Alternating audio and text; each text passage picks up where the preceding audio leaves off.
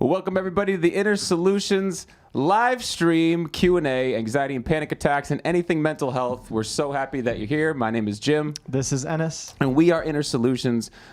We are a company dedicated to providing mental health resources for those who need them. Mental health resources that work, mental health resources that are simple and applicable, and also holistic. And this is coming from two guys who have been through panic attacks, high anxiety, depression, and really made this company and filtered everything that works into a system that will work for you. And we're so happy that you're here. And this is so great. It's October 20th. Yeah. It's getting cooler here in Tennessee. The leaves are falling. I love the smell outside. Absolutely. As Jim was saying, we're here to help people feel better. Essentially, we know you just want to feel normal and you want to feel back to your old self before all the anxiety, before the depression. And we're here to help you do it. And not only that, but here to help you feel better than your old self. There is a reason you're having anxiety. There's a reason you're feeling depressed or any of the inner suffering that you're going through. There's a reason for it. And on the other side of it, once you go through it, once you overcome it, you'll feel better than you did before. You'll be a stronger, more resilient version of yourself. And we just want to say for anyone who's listening, if you're curious, we've been there. We understand what it's like to wake up in the middle of the night in panic. We know what it's like to avoid situations like driving or shopping or seeing your friends. We know what it's like to just feel like you're going to die or go crazy, or maybe there's something wrong with you, or all the millennia of other thoughts that come into play when you're feeling weird sensations and you're not sure why. So right off the bat, we just want to say, you're going to be okay. You really, really are. These sensations, they can be very, very scary, but they can't kill you. They can't make you go crazy. Especially if you've had panic attacks or anxiety for a long time, you know that. You know that you've survived it every time, and that deep down, you know you're safe. Of course, in the moment when the anxiety actually comes, it can be kind of another story because you forget everything and you just are overwhelmed with these intense sensations, and you forget that you've survived this in the past and that it's going to be okay. So we're here to kind of remind you that there's ways to alleviate symptoms. There's ways to find out why you feel that way in the first place. There's ways to kind of get in touch with all of these emotions and all the various parts of yourself that are feeling this way. And by doing that, you can feel better and better and better. You can stop the panic attacks. You can sleep better. You can wake up feeling calm. You can interact with people in a way that's relaxed and authentic. You can live a life that's full again instead of avoiding things and kind of shutting yourself down just to avoid pain.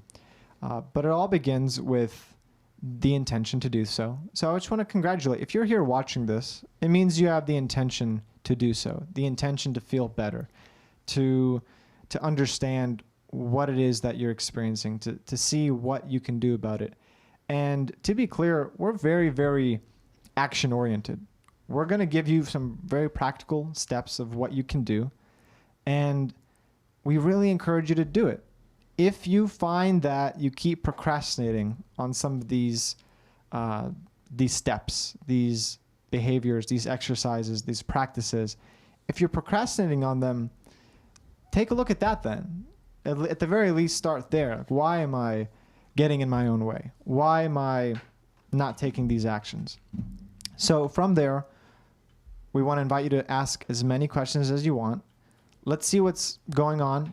If you have a comment, if you have something you're going through, something you're wondering about, feel free to post, and we're going to try to answer as many questions as we can.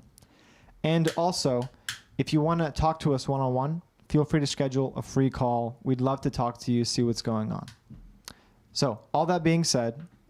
Yeah, it's great. And I just want to add that, panic attacks and anxiety manifest in a lot of weird ways. We have a lot of different symptoms that come in here, whether it's people who can't drive anymore, whether it's people who can't leave the house, can't go to work, feel like they're scared to go outside, they're scared of confrontation, and it can manifest in all sorts of irrational ways too. And I think the message I want to portray before we get really into the nuts and bolts of this live stream is like, you're not stuck where you're at 100%. And while you're not stuck, there's lots of support out there for you, but it's really important that you take the first step and take ownership of it. For me, when I was going through panic attacks and really heavy depression, I went to a psychiatrist. I wanted to find a pill that would help me. I tried several different medications. It was like a medication. It was an education about medication, because what I learned was the medications didn't do shit for me. They made me feel very dissociated. They made me feel depersonalized, very foggy, disconnected. They made me sleep 10 hours. But overall, what got me through holistically and sustainably at this point is really taking ownership of my life and just starting with like the basics, like speaking out, speaking up, getting my finances in order, eating a better diet, exercising regularly, just the stuff that's kind of like duh. Now, there's obviously some special circumstances which you can kind of fry your nervous system, and then you kind of have to destimulate your nervous system. But for me, it was just a lot of really good practices and behaviors and learning about what I needed to do, when I needed to do it, and then the implementation of it. And so that's where I needed support, was just support from friends, support from mentors of like, hey, this is the deal. Like, you need to do this stuff to feel better. And I did, and I feel better. And it's awesome. Yeah. I love that, man. So the message, the one message you want to portray is like, you're not stuck. The two messages, you're not stuck, but you need to take action. Like, you need to take ownership and accountability and action. While whatever you're suffering from is maybe not your fault, you got it, and you have to deal with it. Well So said. let's help some people. All right. Shauna asks, what part of Tennessee? Right outside of Nashville, Shauna. Yeah. Where are you from? Let's see. Sup, Sal. Sup, Hi, Sal. Shannon. Panic attack. Shannon says, panic attacks are scary. My HR has been up to 156. So your heart rate, I assume, has been up to 156 since one. Hey, 156 is a normal range. You know that your heart can handle intense exercise. There's people, marathon runners, who run at that rate for hours. Now, I'm not saying that you should go run a marathon, but I am saying that typically fear that there's something wrong with your heart is a super, super, super common worry that people have with anxiety, with panic attacks. And right off the bat, I would say, go get yourself checked. Get that sort of peace of mind knowing that a doctor's taking a look at it, you're safe, you're fine, your heart's okay. From there, once you've gotten that sort of seal of approval that your heart is okay, you can trust that you're not going to have a heart attack. You're not going to die from a panic attack. It's just a heightened fear response, just like how if you were out hiking and you saw a bear, or if maybe if you were in a close accident or something scared you very suddenly, you would have a very similar physiological response, but your attention would be directed at it, so there'd be no time for reflection and suffering. Oftentimes, I hear people say when they are in the middle of an actual extreme situation, there's no fear. Mm. It's like the adrenaline, the actual danger it's too much. There's no time. There's no time to think about, am I going to have a heart attack? Am I going to experience something? But that is how anxiety works. It works off of those future-based thoughts. Am I about to feel something? Am I going to da-da-da-da-da? But when you're so in the moment that like it's just a big reaction, there's no time for fear. And so note that, when you're experiencing fear or anxiety in general, typically what's happening is there's a future-based thought about, am I about to have this happen? Am I about to have that happen? Yeah. Melissa says, it's really scary when you see your 10-year-old have an anxiety attack. Yeah, absolutely. Yeah. I've dealt with a lot of kids. So I worked at a facility for the last few years as a mental health coach. And we had a lot of kids that would just get really overwhelmed or triggered and have really heavy panic attacks easily. Melissa, can you share a little bit more about, is there typically there's two two ways that manifests that early. One is a really heavy trauma or some kind of really intense event, or the second is that they have a parent or a brother or someone that's really close to them that has high anxiety, and they kind of non-verbally absorb the behavior, which is also, it's kind of like activated partially by genetics and partially by the reinforcement of the environment. So Melissa, I'd love to hear a little bit more about some of those things with the 10-year-old. Here's a question for you. This is your dream question come true. This is Ennis's dream question. Can too much sugar give you panic attack or spicy food? Of course not. You just have all the sugar you want, eat hot chicken every day. Yeah. So, of course, sugar and spicy food and caffeine, these all stimulate your nervous system. They make you feel on edge. They make you feel tense. And what happens is when your nervous system gets too stimulated for a prolonged period of time, you end up being way more susceptible to anxiety, panic attacks. And yeah, if you can cut out the sugar, can cut out the caffeine, the spicy food, things like garlic, onion, chilies, what you'll notice is your whole system, it's as if you shifted down an entire gear. And so your RPM, your whole body is kind of running at a lower gear. And if you know anything about cars, which I definitely don't, but what I do know is if you run at a lower gear, your system lasts longer. You're not putting as much strain, as much pressure on all the moving parts.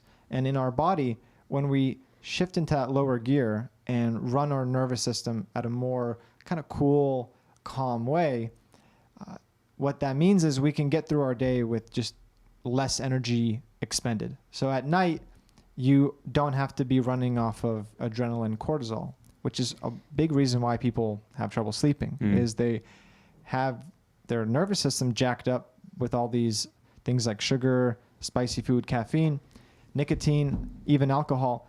And then at the end of the day, they're running on adrenaline. And they're trying to go to bed, but it's hard. Yeah. The only thing I want to add is that for me, if I eat sugar, I notice that my brain functions worse. And therefore, my response to any sort of anxiety is worse. So I can't process through it. I can't necessarily apply the techniques that I've learned. My ability to just cope with the anxiety is way, way, way disintegrated. And that's like really dramatic, especially if I eat sugar late at night or I have like a big sugar rush and then I'm crashing and I'm tired. Yeah, that's a really good point. I'm glad you mentioned that because it's like all of this stuff feeds into itself. When you are eating sugar, spicy food, when your diet sucks, you think less clearly. And when you think less clearly, as you're saying, you make bad decisions. You eat more sugar. You may not go to the gym. You may not read that book you wanted to read. You may not learn about anxiety. All these things are playing off of themselves. But the beautiful thing is, once you start to make momentum into a certain area of your life, then things start to feed in on themselves in a positive way, where now it's like, oh, I'm eating better, so I'm thinking more clearly. Because of that, I might be deciding to go to the gym more. Because of that, I'm releasing all sorts of stress hormones during the workout, and I'm getting more energy and I'm getting more fit. So I feel better about myself. And now that I feel better, I have a little more confidence to speak up and say that thing that needs to be said. And when I do that, all of a sudden there's this big load off because I spoke up and I said the truth. And when that happens, it's just this big, wonderful cycle. Yeah. Yeah. I've kicked the caffeine habit and changed my diet around. It helped so much. That's so great. Shannon, and Shauna seconds that. Shannon and Shauna. Little alliteration for early here Tuesday night. Sue says, this is me for 3 years, to the point I only go to work and come home and sit on the couch. Sue, share some more information. I mean, when did that start? And typically that's something that kind of grows over time. You get a little bit of anxiety. You start to avoid certain situations. It kind of intensifies on itself. But Sue, what I've found with the majority of clients that go into that kind of downward loop where they're doing less and less and feel like the walls of life are closing in on them is that, number one, there's behaviors that are causing anxiety, things like suppression, things like not being able to process emotion. And also there's usually some stuck deeper emotion in there that's been causing you anxiety for a long time. And this is just for the last 3 years has been a gentle crescendo into not being able to leave the house. So that's going to require some sort of some sort of assistance, some sort of ability, learning to emotionally process your emotions. That's right. And to be able to learn some of the skills of how to release this stuck energy. Things like when you're just not speaking up or people pleasing or putting forward a certain image that you feel like, or your stress level is just high. It's going to turn into something like that. Mm-hmm. Elizabeth asked, "Do we have a book?" We do. We have an e/audio book. Yeah, it's a really, really helpful kind of step-by-step guide of how to get over panic attacks. It's really relevant for anyone who's suffering from any kind of emotional disturbance, because the techniques that we implement are all non-resistance based. And they include things like cognitive therapy, IFS therapy, general lifestyle changes. So it's a really condensed crash course of how to get a handle on some intense emotions such as panic attacks. And it's called the Panic Response Plan. If you would like a free copy, just send us a message here on Facebook. In the direct message, send your name and email, and we'll send you a copy. Cindy says, "My daughter has panic attacks where she appears to be having a grand mal seizure.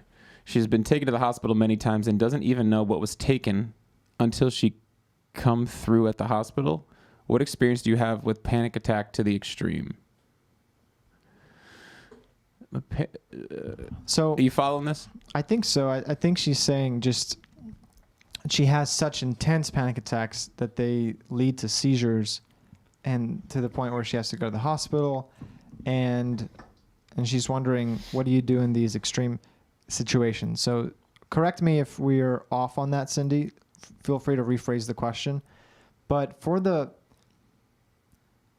people out there who are experiencing such intense, extreme panic attacks to the point where they are having to go to the hospital, I would say there's a couple things there. One is the resistance level is so high that it's just spiraling so out of control that you feel like the only thing you can do to stay safe or to keep yourself in one piece is to reach out to the hospital. And Can you explain the resistance level? I'm not sure that that's clear. So when you have a panic attack, what's happening is there's a sensation that's uncomfortable. And so we start to think to ourselves, this sensation, it means I'm about to have a panic attack, or it means I'm about to die or go crazy, or something bad's about to happen. Then that thought creates another sensation of fear, of tension, of maybe some other weird sensation in the body. And so because of that, you kind of validate yourself of, now I feel worse than a moment ago. Now I'm definitely sure something bad's about to happen. Something bad's about to happen. And so that tends to create what we call a feedback loop, where the thoughts amplify the negative sensations, and those negative sensations amplify the negative thoughts, and they just keep looping on themselves in this vicious circle until it spirals totally out of control, and you just feel overwhelmed and out of control, and you don't really know how to stop it, because the sensations just keep coming, and because of that, the thoughts just keep coming, and you just don't see an entry point into where you can stop this process. Because from your perspective, the sensations don't feel good. They feel very bad. And the thoughts seem valid. They seem like they're true. So in that moment, it can spiral out of control to the point where you feel like you have less and less and less options. And that's where often people they think, well, I really should just reach out to the hospital because something bad's about to happen. Mm. And so the first time that happens to you, it's a pretty logical thing to do. Mm-hmm. It's like, wait a minute, I've never felt this way before. Something's off. I should go to the hospital. So actually, the first few times that you decide to go to the hospital, I would say that's a completely rational thing and an understandable thing to do. However, the problem is, once you've been to the hospital a few times and they've told you, hey, this really is anxiety. It's not a heart attack. You're not, there's nothing wrong with you. You just are overwhelming yourself. In that moment, it starts to become irrational. If you keep going back to the hospital, because there's this feeling of like, well, I feel so bad, therefore something must be off. Right. And that's where we work with people, is at the level of those assumptions of, yes, there are bad sensations. They are not comfortable. But what they mean is not what you think they mean. Because what you think they mean is that I'm about to die, I'm about to go crazy, something bad's about to happen. But all it really is just a sensation. And in fact, it's a sensation reacting to the thought you just had. So when you can go in there and break the feedback loop, and there's many ways to break the feedback loop. And we actually discuss many of those ways in the panic response plan. So, feel free to reach out and get that book because we go into detail on it. But just to give you one right now is you start to look at the thoughts, and instead of getting preoccupied with whether or not they're true, what does it mean, you just focus on the sensations. And you just zoom in your attention on the raw sensations so that you don't go into storytelling mode. Storytelling mode means coming up with some meaning of like what these sensations are about, coming up with some story in your mind, some mental monologue, right? Right, or believing the thoughts that come with it, because it feels almost automatic. The debilitating part about anxiety and panic attacks is typically the fear of them happening, or when they start, the fear of how they can get worse. That's what causes people most of the time to stop driving, stop flying, stop leaving the house, and that's what debilitates us the most. And what we don't have to do is absorb and believe the thoughts we're having. And that's a skill that you practice. You practice observing them, not absorbing them. You practice noticing, that these different parts of you are really scared and really like, oh, what if this gets worse? What if this gets worse? And if you were to take that part out of you, put it next to you, what would you say to it? You'd say, hey, actually, this is not going to get worse. Which is the truth. A panic attack is not going to kill you. It's not going to make you go crazy. It's not going to make you lose control. You say, hey, this isn't going to make us lose control. It's not going to make us go crazy. I know it's scary and uncomfortable, but we just kind of have to ride it out right now, and it'll run its course. And when that's stopping the feedback loop. And I did that on the way here. I had an anxious part of me come up saying like, ooh, we're about to do the live stream. What if you get anxious during it? What if, there's a lot of people, a lot of room to embarrass yourself, all that kind of stuff. And so I did that, what you said. It's like visualizing that that's a part of me who is trying to protect the overall system by saying, hey, let's just not do it because, then we can avoid this potential negative feeling. Yeah. And what was required was I would say, hey, why do you feel that way? Well, it's going to be overwhelming. It's going to feel so bad. We're just going to, pass out or something. And it takes a certain ability to go, hey, dear me, it's okay. You're safe. I will do my best to take care of you. You're safe. Everything's going to be fine. And however, this is a form of therapy called IFS. So this is a basic summary of it that we're discussing right now. But if you are interested in going down the rabbit hole of that and how it works, there's all sorts of ways to connect with the parts of yourself and to comfort them and to let them know that, hey, actually things are okay. They are safe. And when that starts to happen, these sort of protective instincts can kind of cool down to where instead of avoiding the live stream or, having a fear about it, there's a trust of like, okay, yeah, we are vulnerable to saying the wrong thing. We are vulnerable to feeling bad. But at the same time, we trust that we'll be able to handle that. Even if that was to happen, it'd be okay. Yeah. Shannon says, the meds made me feel like a zombie. You and me both, soul sister. Melissa says, I'm incredibly depressed. All I want to do is sleep and drink. How can I get out of this? Wow. Well, Melissa, we're going to definitely need some more information. How did you get into it? is one of the questions I want to ask. But it's important to know the majority of depression is based in anxiety. It's based in a stuck feeling. The depressed part of you kind of takes over and shuts you down because it thinks it's easier just to shut down and rest than it is to kind of go back and try to sort out what the issue is. Or there's just kind of an impenetrable wall in your life that you can't pass through, whether it's an issue. So a depression is typically a part that's trying to protect you from feeling the pain of trying and failing or reliving a pain that you've felt before.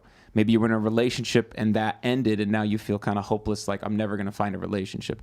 But depression is littered with what we call cognitive distortions. Cognitive distortions are just parts of you that send thoughts into your brain that just aren't true. Meaning if you were in a relationship and it ended and you feel hopeless, like I'll never find another relationship, obviously there's no grounds of objectivity for that. Even if you've been through, 10 failed relationships, you don't know if the next one is the perfect one, or you don't know if, maybe 2 more, you'll find a great one that fills you up. So to start, Melissa, I would recommend, number one, you start to read a book called Feeling Great by David Burns. I think that's a really great start. It's just a ton of strategies on how to deal with it. But even more, Melissa, I would encourage you to schedule a free call with us or reach out to a coach or a therapist to get some support, because I've been through really heavy depressions myself, and I've been out of them for years and years now, probably about 7 or 8 years since my last really heavy one. And the difference is a kind of multi-pronged approach, the same thing we're talking about with anxiety here. A lot of like looking at yourself differently, implementing a lot of new practices, good diet, exercise, and also just doing a big audit of your life. What are you doing that sucks? There's a really famous Sigmund Freud quote, I don't know if it's real, that's before you diagnose yourself as depressed, make sure you're not surrounded by assholes. Meaning, like, just look at your life. Does your life suck right now? Are you living in shambles? Are you surrounded by people that don't support you? Are you eating crappy? Are you not balancing your finances? And the problem is a lot of those things can be symptoms of anxiety or depression, but really just rolling up your sleeves and starting with what can you do? And I would highly recommend you schedule a free call with NSRI so that we can help coach you through and just write down on paper what are some things today you can do to start to feel 1 or 2% better and get a little bit of momentum, like Ennis was saying. Mm-hmm. Sal says, own it, brother. I don't know what that's from, but I like the sport. But own it, brother. But own it, brother. Shannon says, so I only take one as needed. That helps a lot during really bad panic attacks. That's cool, Shannon. Shannon, do you feel like you could cope? You're able to cope with your panic attacks, though? Meaning, like, we don't judge. We have no judgments about medication. The only thing that I feel about medication is it's not necessarily sustainable as far as, like, it's a beautiful bridge into moving into a more sustainable path, but medication is not typically made, and we're not psychiatrists, this is just on the research that we've done. It's not made for long-term use, but a PRN, which, I mean, on an as-needed basis, Shannon, if it's working for you, that's great. I'm happy for you. Shauna says, I started exercising. Yes. Nice. Keep it up, man. Guys, do what you can. Take a walk around your living room. Go for a bike ride, like walk during your lunch break, walk during your breaks, anything. Do push-ups at your desk. I used to do 500 push-ups in a hallway when I was monitoring a bunch of kids in a facility. I would just do 10 at a time. Do anything. Anything is better than nothing. It adds up. It counts. Totally. Like 1 is bigger than 0. And if you're out there for 10 minutes taking a walk, that's better than not doing that. 100%. Why don't you read some? I'm tired of my voice. let's divvy it up here. Sure thing. We got a few people from Cincinnati, Central Illinois. Shout out to those areas. Cindy says, mine are when I'm in a car. I can't ride in the backseat. I think it's a control thing. Yeah. There's a lot of strange triggers that people fall into. Some people can't go grocery shopping. Some people can't go to a Taco Bell because during that checkout window, it's like you're up against the wall and you can't go out from the back or the front. So people feel trapped. And just that moment of not being in control, as you're saying, not feeling like you can escape easily. That's a big trigger for people. And I have that too, with these live streams. It's like once we go live, it's like, it'd be awkward to leave. And so it's a commitment that you make and you feel like I have to follow through with it. and that can create pressure and all sorts of feelings of not being in control and feeling stuck.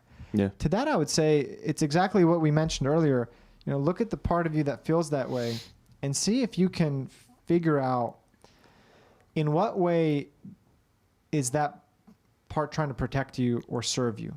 So for like finding the positive intention behind that fear. So for example, it's, in the back seat in a car, feeling out of control. Why is that something that is helping you? Or what possible reason would that serve you? The more you can look at that from that perspective, you start to be able to generate a certain compassion and understanding for that fear. As if to say, you know what? I wouldn't want to have this fear as it is now, but I also wouldn't want to get rid of it entirely. And this is actually true for most of the fears that you have. What we notice in people is their response to a situation is cranked up to like an 11, and you wouldn't want to get rid of it entirely, down to a 0, but somewhere in the middle, like an appropriate fear response is needed. But before you can get there, it's important to let go of this desire to push it away. Because most people, when you ask them, how do you relate to this fear? It's, I hate it, I want to get rid of it 100%. And that turns out it's not the most productive way to approach it. What you want to come from is some understanding of why am I feeling this way? What are some ways that this fear is serving me? And then almost like you're negotiating with that fear to say, hey, could you, I'm actually appreciative of what you're trying to do here, but can we just turn it down a notch? Let's talk about how can that fear serve you, though, because I feel like that's something that it's not clear, and I hear that all the time. Like, how is your fear serving you? Because it sucks. Like, it really does suck. The sensations suck. Yeah. The being limited to not being able, like being restricted to not ride in the back seat. So what's an example of like how your fear can serve you? So in that particular example, I would say when you're in the back seat of a car and you are unable to influence the decisions of the driver, then naturally that means that you cannot do anything if there was an accident or about to be an accident. So the part of you that wants to feel in control is thinking, I value my life. I value not getting into an accident. I want to protect us. I don't know this person up there. I don't know what they're thinking or doing while they're driving. And I think I'd do a better job. And so that part of you is in the back seat thinking, this is unacceptable.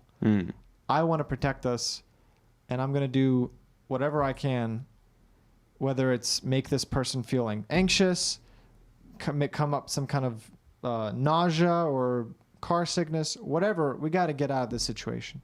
So you wouldn't want that part to go away entirely, because if that happened, then you'd be getting in all sorts of dangerous situations, and there'd be no inner voice to say, hey, don't you think we should go home? You know? And so it's that balance of, okay, I see that there's a part of me that's wanting some control, wanting some safety and comfort. Can you give it that? Can you turn to that part and say, hey, I see what you're trying to do, but we're safe. We're safe. It's okay. We're just driving down to Kroger, and it's, our trustworthy friend driving. It's okay. Kroger is a grocery store, by the way. Also, Cindy, so what happens is as this kind of somatic response goes more and more, that can be an automatic response in your nervous system. So you can do some light controlled exposure therapy where maybe you take somebody trusted, you go in the back seat, you take a drive, and you just a few times ask them, hey, can we pull over so I can get out? And that can have a really great response to your nervous system and calm some of your parts to say like, hey, if worse came to worse, I can ask these people to pull over and calm down and I can get out, and maybe can dislodge some of that feeling, like trapped feeling, just out of the repetition of getting in and out of the back seat after a drive. That doesn't always work. That's not like that's kind of a give me like a quick 5% relief response, but sometimes it can be quite significant with people when it's just stuck in their nervous system. Cheryl says, second week back to work, going okay. Had real conversations with my boss, and I'm on my exercise bike, killing it. That's awesome. Good for you, Cheryl. Elizabeth Salva says, why do I wake up feeling worse in the morning? One of the most common questions we get is morning anxiety and nighttime anxiety. We have a whole video on this, so go look at if you're on YouTube, watch the video on how to deal with morning anxiety. If you're on Facebook, go to our YouTube channel, watch that video, how to deal with morning anxiety. Let's make sure we can link it in there. And I'm going to reply it to you in that comment, Cheryl, if I can find it. Just so that we can keep moving with the questions, we're just going to link you the video. Can you summarize real quick, though? In summary, when you wake up, there's a lot of unresolved emotions that have been kicked up in the subconscious from when you're asleep and when you are just going through the night. There's a lot of unresolved emotions that get flared up. And so in the morning, you get hit with all of them kind of all at once. And so it's important to deal with those emotions before you go to bed. And one way is to write down what you're about to do. One way is to write down all the things you're worried about. One way is to write down what's going through your mind so that you're dealing with those things that are unresolved. And then when you wake up, you tend to feel a lot better. But again, we have a much more detailed response in this. It's a 12-minute video, so go check it out if you're curious about morning anxiety. So I'm putting it on your comment there, and I also just put it at the bottom of the stream. Cool. Awesome. I'm trying to get back to the question so we can... Yeah. So... Here we go. Melissa says, I think she has seen me have one. She was talking about her 10-year-old. Oh, okay. Yeah, so Melissa, exactly. So I think the best thing you can do to help your child is to help yourself 150%. I've been working with kids for over 15 years with all sorts of mental health ailments, and I've been working with adults for the last 5 or 10 years with the same thing. The best thing, bar none, for parents to do is take the best care of themselves, be as happy and as kind of emotionally balanced as possible. So find some support. It's the best thing you can do for your kid. This next question is your dream question, right? What, can past traumas trigger our panic and anxiety? Yeah. That's cool. No. The answer is yeah, definitely. Especially, so here's the thing is like, processing through past traumas and processing through painful memories and releasing the emotion is actually not a one-step process. There's at different points in your life, there may be a need to go back to the event and reprocess it as you evolve as a person. Christina, the short answer is absolutely. Yeah, 100%. And even more so, any stuck emotion, whether it's like from a really intense past trauma or it's just something you're storing nowadays, is going to manifest as anxiety, panic attacks, and all that kind of stuff. Mm-hmm. Absolutely. So what you can do, Christina, is go find some support to learn, number one, how to just let your emotions flow through, how to process them in real time, and then also how to kind of unstick these past emotions that are stuck, these traumatic events, so that you can think about them or you can visit them willingly and not be as triggered and as emotionally reactive. Mm-hmm. Ashley Long, I have sleep apnea, high blood pressure, been on sleep machine. Recently getting panic attacks and anxiety. Worst feeling ever. Can't seem to sleep at night. Ashley, check out the anxiety, night anxiety or morning anxiety video because it's all related to the same thing. But in terms of sleep apnea and high blood pressure, in terms of the sleep machine, I'm curious, did the panic attacks start or at the same time that you started in the sleep machine? Or have you had panic attacks for a long time? It's a good question. That's why we pay him the big bucks. He's a smart guy. So yeah, just let us know if you want to give us more context, because that might help with the answer. Yeah. And then in terms of your other question, does drinking enough water and fluids decrease anxiety at all? It definitely has an effect. I mean, if you're dehydrated, getting a proper amount of liquids is going to help. But in terms of the cause or the root cause, it's typically not the root cause of it. Tammy says, I have PTSD, anxiety, depression. I reduced my caffeine, sugar. Tammy, I'd love to know, Tammy Dune, love that name, first of all. I'd love to know what you're doing to work through the PTSD, work through the anxiety and the depression. Reducing your caffeine and sugar is awesome. It's a good start. Yeah, definitely a good start. Cindy seconds that. Carmen asks, can dark chocolate help with depression? No. I'm just going to go and say no. I don't know about that, though, man. It's like there's things that can give you a brief moment of reprieve, yes. Yeah. The same way I'm sure, getting drunk might make you feel better for a couple hours. But in my opinion, depression, anxiety, there's like deeper causes to why you feel that way. And it's not a deficiency of dark chocolate. I'm sorry if that's too harsh. You can still have some dark chocolate every now and then. Never seen you so mad. Sal says, forward motion, keep going forward. Hell yeah. Shannon Henderson says, I've heard fluorescent lights can trigger anxiety, panic attacks. Is this true? I mean, there might be some associations that happen in that moment with specific people, but as a broad spectrum, I don't know if that's true. What I do know is that when we're in a man-made structure like a building or, underneath fluorescent lights, there is a certain sense of stimulation that can happen there where your mind might feel a little more on edge just because it's not in nature and it knows it's not in nature.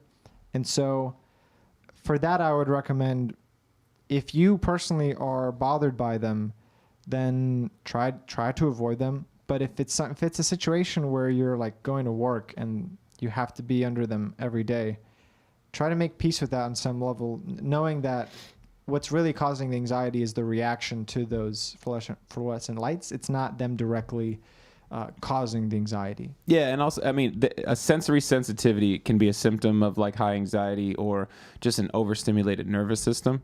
But like Anna said, yeah, that's probably more a symptom than it is a source of a panic attack. It's probably an intensifier. Drinkblari says, does it help if we cut down on sugar and caffeine? Yep. And he said, I've been suffering from it since 2 years now. It's bad. I swear it's worse. Yeah, so you most likely, Mr. Brahma, because I'm not sure if I'm saying your first name right, you most likely have some unprocessed emotion, or you're just doing things in your life that are intensifying it. So a lot of the stuff we talked about. If you want to schedule a free call, look in the description below. We'd love to talk to you and help you and look at what it is so that you can know the right next steps to take to feel a hell of a lot better. Trisha says, would love a book for my 14-year-old. Trisha, can you direct message us that email, please and thank you. We don't cycle through the comments, so send it in a direct message to us on Facebook. We'd love to help your 14-year-old and have them read the book, have them try to apply some of the techniques. But sometimes the self-guided process of trying to work through panic attacks, it can be a little difficult. So if you need some support, find some other external support for them. Shauna says, thank you for doing this. Thanks for coming. Joy Jean, welcome back, Joy Jean. ER trips, felt like I was having a nervous breakdown. Yeah. It can feel like that. Yeah. You're just out of control. You feel like there's not a sense of stability. There's not a sense of reprieve that you can grasp onto. And yeah, in those moments, we just do what we can. And usually that means reaching out to the ER or calling somebody to come and help us. And at first, again, that's a normal response. But over time, you want to start to build, as in your own way, build up a certain resiliency to know that, I've survived this exact thing multiple times. So I know that I'm safe. Why am I still having the same reaction? And just even that curiosity about like, well, if I know that I'm safe, why do I still have the same reaction? And that can at least get you to start asking the right questions in terms of what is the root level cause of this. Shannon Henderson just shouting to Joy, saying she's been to the ER many times. Stephen Matthews, my man. How do I stop waking up at 1:32 a.m. and then up for 1 to 1.5 hours almost every night? Any pre-bedtime things I can do to get me through the night? Melatonin, even very small doses, doesn't help and makes me feel groggy the next day. I second that about melatonin. It makes me feel very groggy the next day. In terms of that particular time, when are you going to bed? What are you eating before you go to bed? Do you wake up because you have to go to the bathroom, or is it from a bad dream or some feeling of anxiety? And then what do you do during that hour and a half that you're up? Just some more context to that might help. And what's happening? Are you having thoughts during that time? Are you, what's the typical hour and a half? Yeah. Joy Jean says, you can't stop some when I send you blood pressure sky high. Okay. And have to be given Ativan to bring your blood pressure down when you normally have low blood pressure. That is a tricky one when people have high blood pressure and they start to have anxiety and it creates that high blood pressure. And it's really easy to look at that and go like, oh, something bad's about to happen. And so this is just another example of you want to get with your doctor and ask point blank, like, is this something I should be worried about? Is the high blood pressure something that could cause an issue? And if the answer is yes, then I'm sure they'll have some next steps for you. But if the answer is no, then you can start to look at that and go, okay, I'm having the same reaction. Mm-hmm. This rationalization of, oh, because of the blood pressure, something bad's about to happen. And it's that same pattern of, I feel something off in my body, therefore something must be off because I feel off. So something bad's about to happen, and because of that, there's fear, creates a loop, and it's all about breaking that feedback loop, getting in there and having some space in between the sensation and the automatic thought reaction. Definitely. Oh, pal, what's up? I've had a traumatic childhood. I've been depressed a long time, been through drug addiction and recovery 4 years. Always feel something bad is going to happen. Counseling, medicine now. Well, good for you It sounds like you've been in recovery for 4 years. That's amazing. Oh, pal, and how's it working? What types of therapy are you doing, and how is it paying off for you? Are you noticing a difference? But you said you always feel like something bad is going to happen. So there's kind of two ways that you develop a part where it feels like something bad's always going to happen. And that sounds a little bit like catastrophizing. One is that you kind of absorb it from a parent or somebody you're really close to, and that's a little different than you kind of develop that on your own. And the other is that you develop it on your own. So you've been through some, traumatic events, and a part of you just wants to prevent you from feeling this, this really scary feeling, or this reliving a time that felt out of control. And so they're two kind of different techniques to dealing with those. Number one, if it's something you kind of absorbed, if you had a parent who did that a lot or anything like that, that's more of a work through, like a self-work through meditation. I mean, you can get guidance through a therapist or a coach, but that's more of a self-work through meditation of like spending time with that part of you, soothing it, decatastrophizing, and coaching it.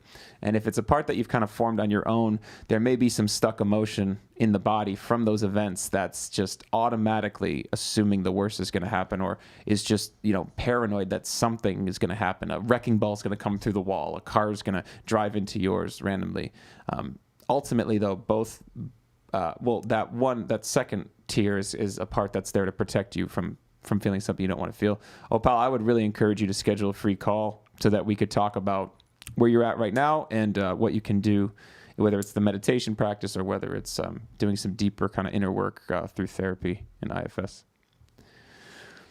Shannon says Ativan is my lifesaver. I take 1 milligram as needed. That's great. If it's backing you up and giving you support, great. Why don't you read this one? Cindy says, my daughter does not have a seizure. It appears that way. Her panic attacks are so bad that she does not come out of them until she is in the hospital. She does try to control them, but they're so out of control, she's not in control of her body. So she appears to be having a grand mal seizure. She has been tested for everything, and it's just a panic attack. Yeah, did she mention how old is your daughter? And I mean, this is one of those situations where I'd love to talk to the daughter and see what is the thought process in the middle of that seizure and what is going on. So, Cindy, if you want to reach out to us and give us some more, in a private message, give us some more details on your daughter and her situation. Yeah. And then with some context, we may be able to just provide a detailed plan. Yeah. Joyce says, Shannon, focus on the sensation. They had to give me 1 milligram of Ativan last night. Mm-hmm. Shannon, did it help? Sharon Fucci Fox says, hello from New York. Favorite name, Sharon Fucci Fox. I love Sharon Fuji Fox says, my panic attacks are brutal. Joy says, depends on how high your heartbeat goes. I have them going to give me nitro pills about a week ago. I had them give me nitro pills. Okay. Shauna asking, this is not our, okay. So Sharon Fuji Fox says, my panic attacks are brutal. Sharon, welcome. You're in the right place. We've both suffered panic attacks that are brutal too. The question, Sharon, is, what are you doing to make them better? And I don't mean that in an accusatory or confrontational way, but are there strategies that you're using? Are you with a therapist? What are you doing to make them better? Because you are not stuck having these panic attacks. And that's the first question we have to ask, because ultimately, deep down, we believe that you don't have to be having panic attacks. You can overcome them. There's stuff you can do. So when we see someone who is currently suffering, that's just the first question we have to ask is like, well, are you doing anything to feel better? Because you can. That's kind of like the good news of the whole thing. There's stuff you can do. So we always want to hear, what are you doing? What is there some counselor you're seeing? Is there a book you're reading? Is there a practice you're trying? And if it's not been working for the last month, that's okay. What's next? What else are you going to try? Because there's dozens of stuff to try. And if one therapist doesn't work, try another one. If 3 don't work, try a different type of therapy. Yeah. It's always about staying proactive, right? Staying solution oriented and having that sense of, okay, yes, I am currently feeling this way, but I don't have to. I can do things. I am not stuck. I am focused on the solution and looking at options. And when I feel like there's no options, I'm still looking at options because I know that I'm just not seeing one right now.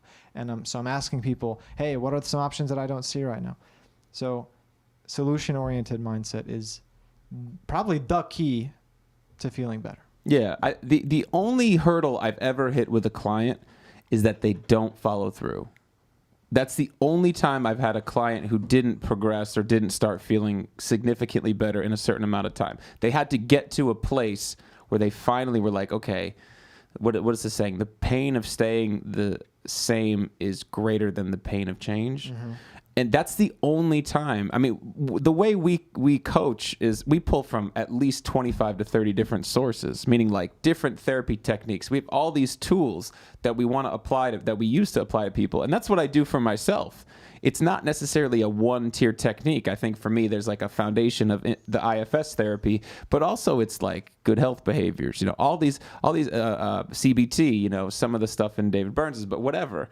It's all these tools that you have to have. So the one with the biggest and strongest utility belt of mental and emotional tools is the one who can work through and live the happiest life, basically. Yeah. 100%. Shauna says, this is not our first. Cindy says, ebook, please. Cindy, send us a message with your email. We'll be happy to send it over. Tammy says, I wish you all would have more live stream videos. I do too, Jim. But we have these every week, every Tuesday at 7. So tune in. And if you want to watch more of our content, we have a YouTube channel where we post even more often. So Tammy, if you love us that much, go subscribe. And like the page here, you'll be notified every time we go live. Every Tuesday, 7 p.m. Central Time. Mm-hmm. Shannon says the 5 grounding techniques help a lot. I think she's referring to the book. So for anyone who's interested, reach out to us. We'll send you the panic response plan. Are you talking about our book? I think so. We wrote a book? You forget. I forget sometimes. Elizabeth says, I was given 2 anxiety medications. They didn't go well, made me feel crazy, not myself. Ended up in the hospital with a reaction to them. Ever since, I've been dealing with anxiety, constant worry, hurt my back, and that piled up on top of it. And I've been feeling the what ifs a lot. Not to do things, because what if I have a panic attack? Trying to figure out what is going on. Yeah. Yeah, that's a big one, right? When you start to have panic attacks, you avoid situations that may give you a panic attack. And the more you avoid them, the more you feel like kind of under the thumb of the anxiety. So it creates this loop of constraining yourself more and more and more to your comfort zone.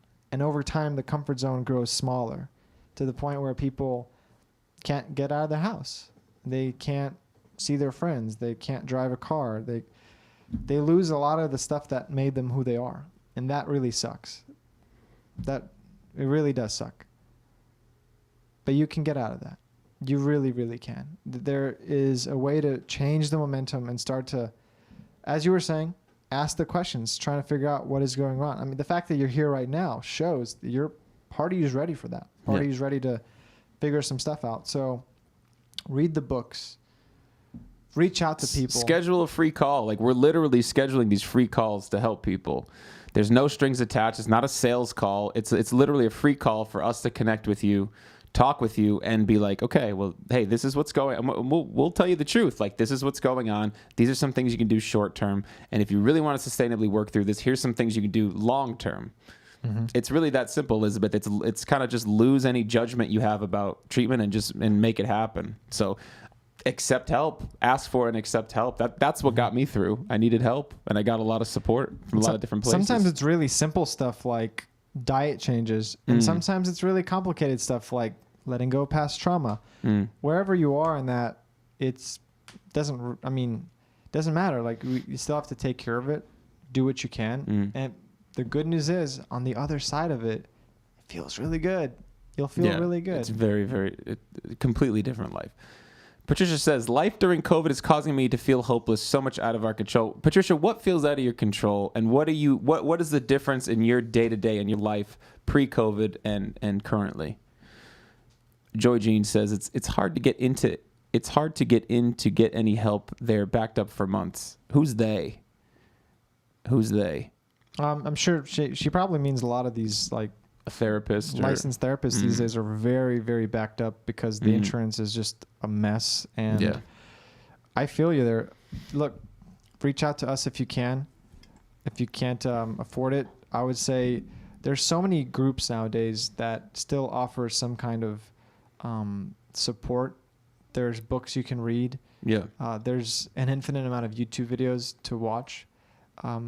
It's really, at the end of the day, a therapist is just somebody who can kind of help guide you. And ultimately, you are the one doing the inner work. And so don't feel like you have to rely on somebody. If you are in a situation where you can't afford help, you can still do so much to lay the groundwork to get yourself into a better position. It's really a blessing of the 21st century where there's an infinite amount of information. If you just start to Google some things, what are some causes of anxiety? What are some practices that I can try? Read the book Dare. That's a wonderful, wonderful book that talks about how to stop having panic attacks. Dare by Barry McDonough. So enjoy. Just reach out to us. We'll send you like 2 or 3 incredible books to read or videos to watch that will set you on your way. And then it's up to you. I mean, ultimately, even if you see a coach or a therapist, it's still up to you. It's just a book is a level of support. A coach or a therapist is just a more like intense version of support. Yeah. And Opal says, I'm so tired of telling my story. I just feel like shutting down. You know, that's a really lovely way to put it. It's like you are telling your story. It's creating these negative emotions. Yeah. And you just feel like shutting down as a result of it. Jeff Foster says depression is like a yearning from the body for deep rest. Rest from yourself. Or more accurately, the story of yourself. Yeah. So all I can say is I agree. Yeah. I am tired of telling my story too. I also feel like shutting down when I get into that narration mode. So look at some practices that you can do. If you don't have a daily meditation practice, I highly, highly recommend starting one. If you tried it in the past, but it didn't work for you, or you felt like you weren't doing it right, or it wasn't doing it, that's okay. Try again. Look up some guides on YouTube and just stick with it. It takes a few months before you've really noticed the benefits. But the big, beautiful benefit is you kind of stop telling your story. Yeah. And when you stop telling your story, you no longer need to shut down and you feel a lot better. When you replace the story you're telling yourself with a much more accurate or empowering story, that's when you start to really move through it. But Opal, get some help. Yeah. Reach out to us. We're here to help you 100%. And we're not for me, I don't necessarily get with a client and say, give me your life history. Yeah. It's what's going on. What's going on? Do we know why this is happening? No. Okay, here's what we start to do. And then naturally, when we go and do the inner work, if things from the past need to come up, then they come up. But yeah, we're not wanting stories necessarily.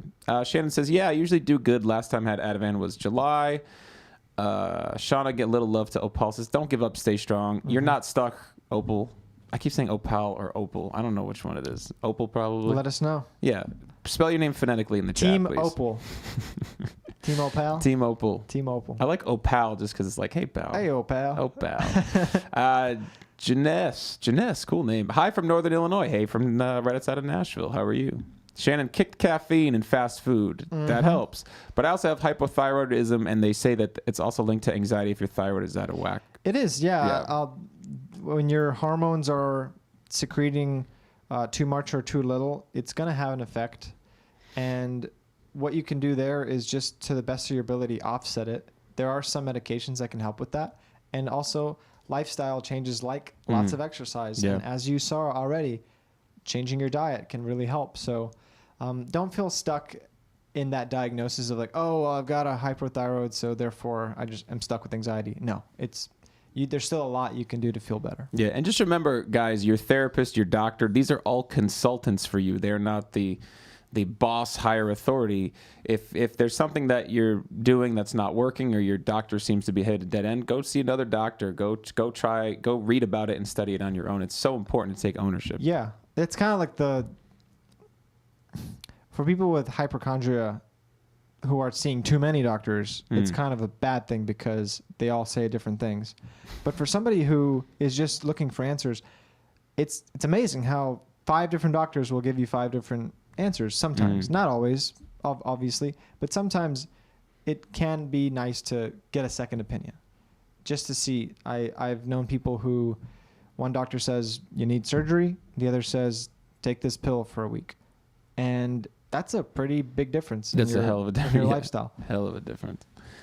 Elizabeth says, thank you so much. Opal says, it's hard, but I'm really trying. Just keep trying, man. I struggled for a long time. I saw at least a dozen therapists, if not more. I tried at least 3 or 4 medications, if not more. And that wasn't my recipe. You just got to find your recipe. Do not stop. You're not stuck. What's up, Peyton? Peyton says, I find myself thinking others, including family, don't like me when I know they do. I try hard to please and find myself being consumed by thoughts revolving around previous interactions. This leaves me feeling lonely and find myself secluding myself. So different dynamics going on here. This is really a perfect time to introduce, and you've already touched on it, cognitive distortions. It's amazing how our mind can have these misinterpretations of reality. And you're experiencing one with this thought that your family doesn't like you, and you know they do. And yet the thought, if believed even a little bit, can still create a sensation, a feeling. And that feeling can be strong enough to drive action, like secluding yourself and feeling lonely. So ultimately, you want to start to look at the thoughts that you believe. And one of the best ways to do that is write down everything that you're thinking throughout the day. And what you're going to notice is there's a finite amount of thoughts.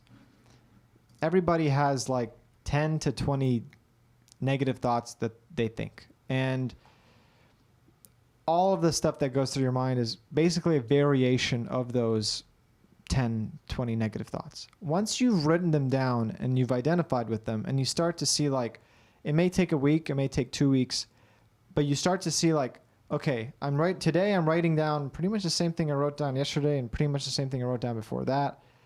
I have started to see the pattern of my mind, all the ways that I think negatively, think harshly on myself. What will happen is, at first, you're going to start to let go of some of those thoughts just because you've written them down and you see how ridiculous they sound on paper. But there will be a few that still stick around and cause negative emotion.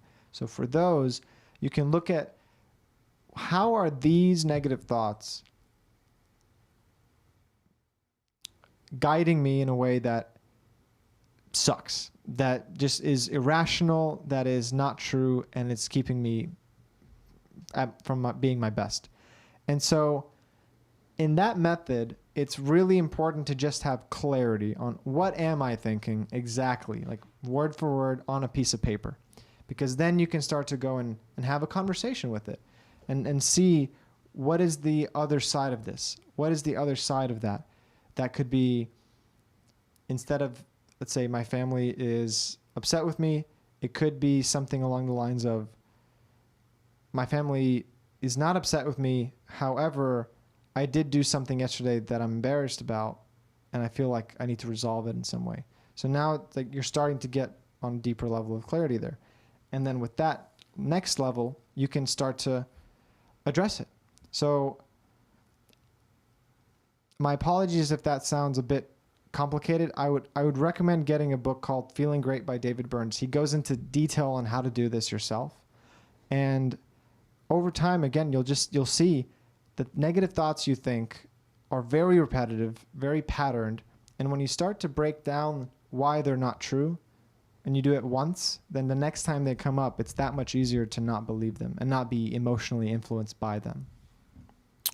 Melissa, replying to Peyton, says, I felt that way when I was a kid in school and at my jobs. Yeah, I think it's important, too, to understand that's a protective part of you that's putting that thought in your head. It's a part that doesn't want you doesn't want to be disliked. It's a part that wants you to be liked. And so that part is very, very scared and very, very worried about. Maybe there was a time or an event that, traumatized you and made you feel rejected or not liked or alone or abandoned.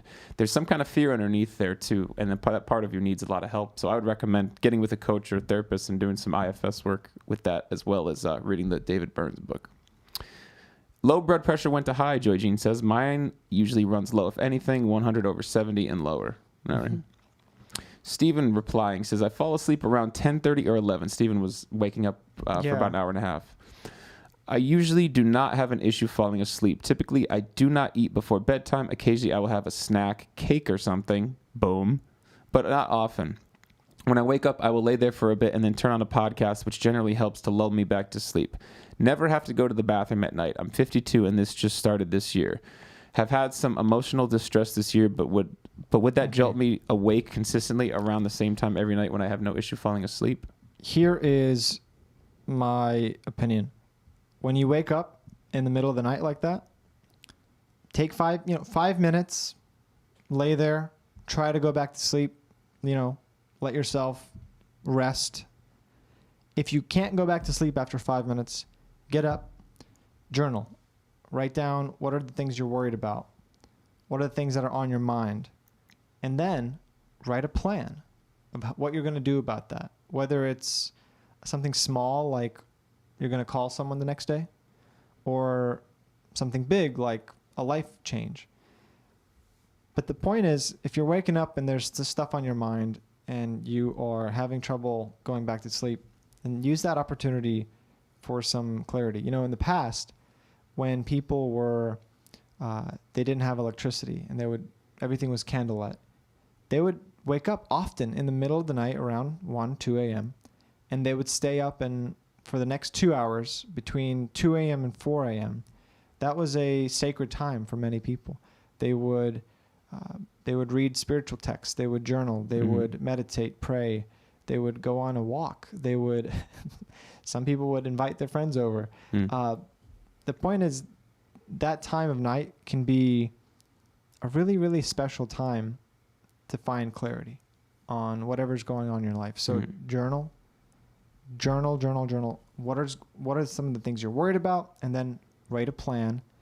And when you're happy with what you've written down, go back to bed. But don't stimulate yourself with podcasts. Try to, get it out there. Zong says, COVID-19 doesn't help. It increases fears to what I already had. True that. For a lot of people. What are the fears? Opal says, thank you. Shannon says, my anxiety started when I was 21. My first child was stillborn. Oof. Also, my second child was stillborn. Jesus. Wow. Lots of love to you, Shannon. That's brutal. Then my daughter was born at 26 weeks. So for a long time, I was weary of doctors and questioning their diagnoses. Yeah. We say that, we say that as though questioning diagnoses.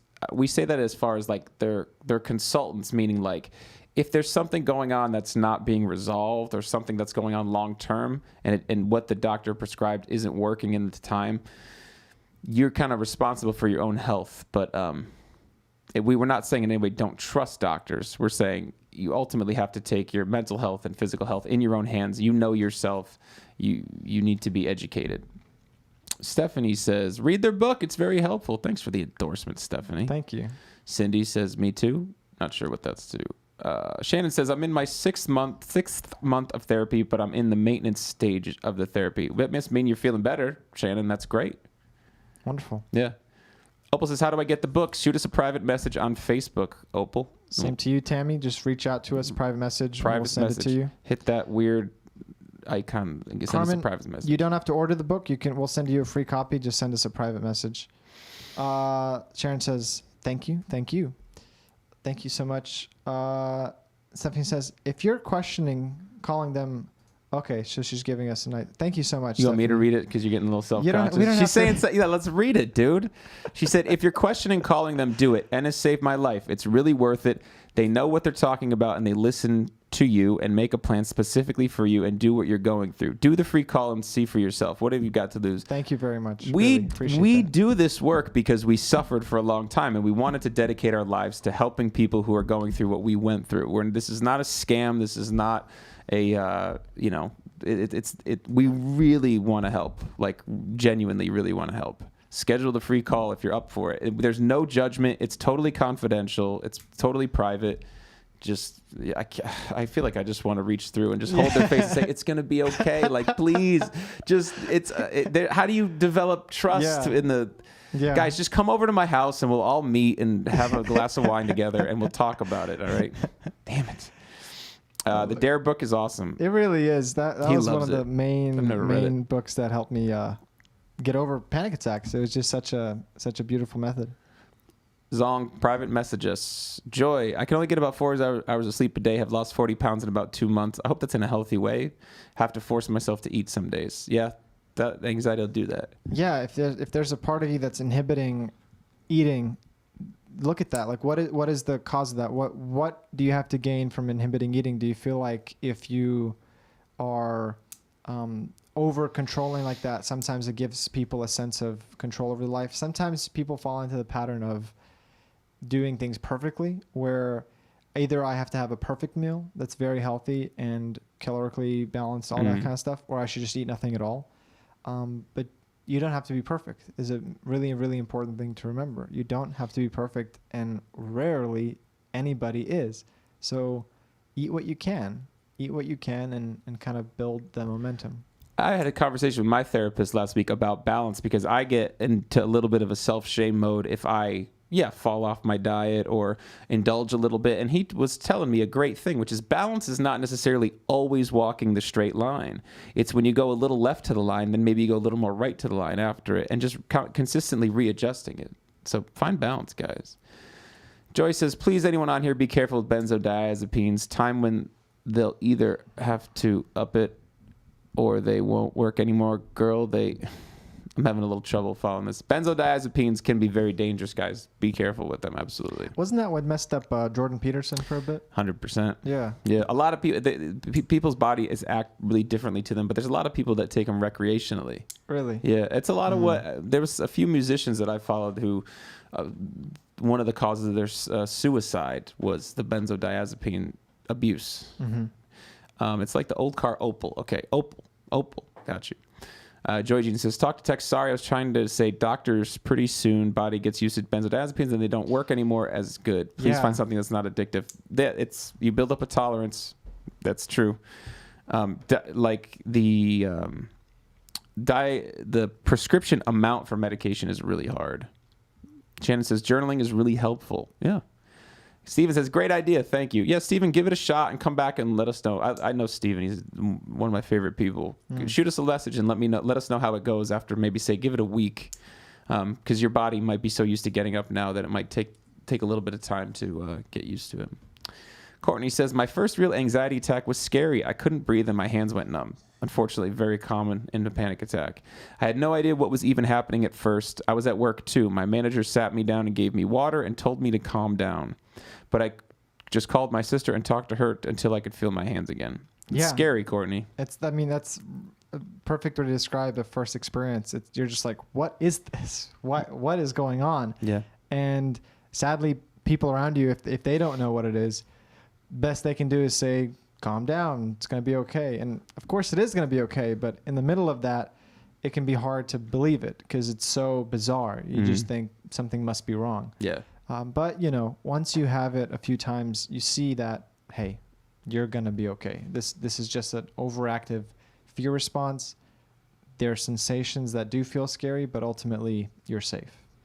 Definitely. So this is a good place to wrap up. There was something you wanted to read about the company. Did you want to read that or no? It's just a message for anyone out there. For if you're wondering, where do you go? Like, what do you do? It's hard, right? When you're going through this and you feel like there's so many questions, there's a lack of motivation, there's this person says do this technique, this person says that technique.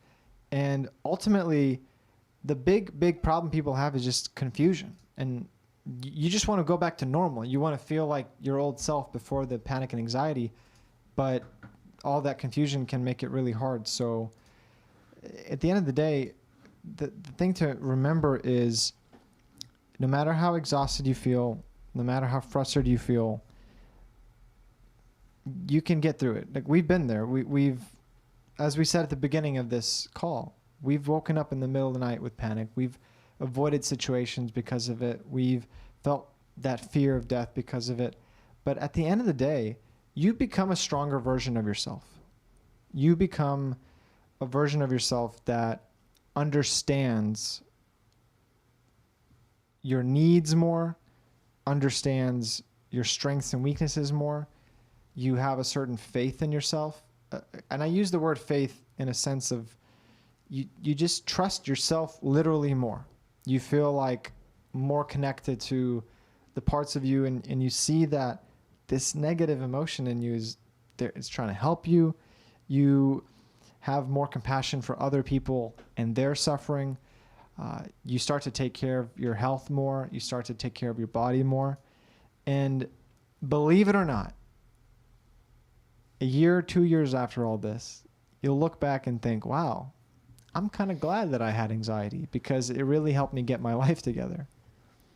For some people, it can help them get out of a job they shouldn't be in or a relationship they shouldn't be in. It can help them get over addictions. It can help them get their health in order. It can help them get their life together because anxiety is trying to tell you something. And when you listen to it, it actually really, really improves your whole life. So at the end of the day, you see it as a good thing. It's like, wow, I'm kind of afraid of thinking, where would I be if I never had anxiety? I definitely think that. It feels a lot better when it's done. That's for damn sure. It feels a lot better when you have it under control. But I think, echoing a lot of the beautiful things that Enes just said, it's just take an action, do something, like work smart. Like, you've got all kinds of free resources. We're here to help. Reach out to us. Don't be a stranger for books, for whatever, for check-ins, whatever you guys need. We're really here to help. And beyond that, it's just, look at this chat. Look, I mean, we've had 150, 200 people come through here at least, and they're all struggling just like you are. You're not alone. And more importantly, you're just not stuck. But there is no magic pill or there is no magic equation. There's a recipe for you. There's an acquisition of tools and resources that you can use to change your life completely. And on the other side of it, it is freedom. It is the ability to move through life. It's the ability to face challenges, to welcome them in, and to feel incredibly empowered and free. And that's how I feel. That's how I'm pretty sure how he feels. And that's how we want you to feel. So for Enes, I'm Jim. Thank you guys so much for coming to the live stream. There's a lot of free resources on the YouTube page. Just search Inner Solutions on YouTube. You can follow our page here. We're here every Tuesday at 7 p.m. When eventually we'll be doing more. And if there's anything you need from us, shoot us a private message. But for Enes, I'm Jim. Thank you guys so much for your time, and good mental health to all of you, and lots of peace and love. That was very hippie. Peace and love, Peace guys. and